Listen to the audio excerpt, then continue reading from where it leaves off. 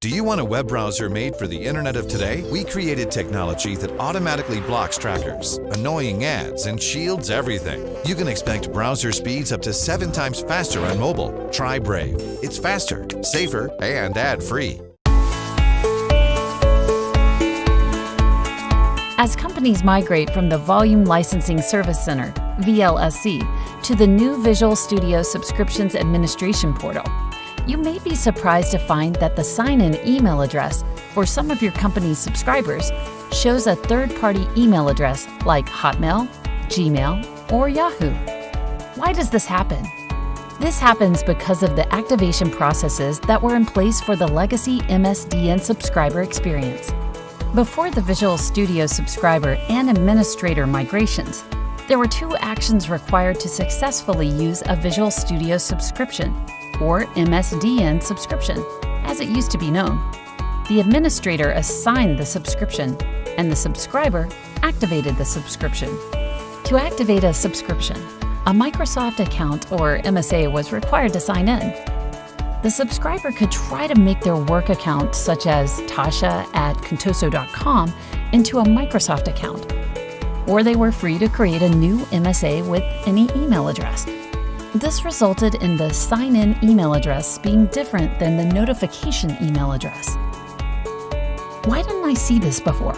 In the VLSC portal, only the notification email was visible.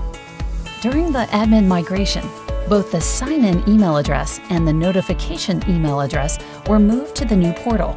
One of the features of the new admin portal is to provide more visibility into your company's subscriptions.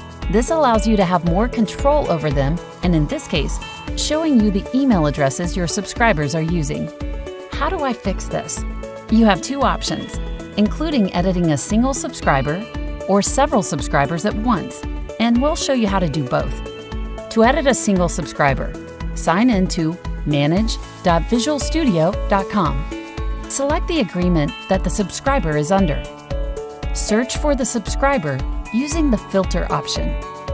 Once located, click on the subscriber that you wish to edit and select the Edit button. Update the sign-in email address and click Save. If you need to edit in bulk, follow the same steps previously shown, but instead of choosing an individual subscriber, select Bulk Edit and then export the Excel list. Update the impacted subscribers in your sign-in email address field in the Excel template and save it locally to your machine. Then, upload the new list of edited subscribers and click OK. Once you've made the changes to the sign-in email address, your subscribers will receive an email letting them know to sign in using the updated email address. Something to keep in mind when you edit the sign-in email address is that this only updates the email used to sign in to their subscription on my.visualstudio.com. If the subscriber has activated benefits such as Azure or Pluralsight using the other email address, they will need to continue to use those email addresses to access them. If you have any issues, please contact support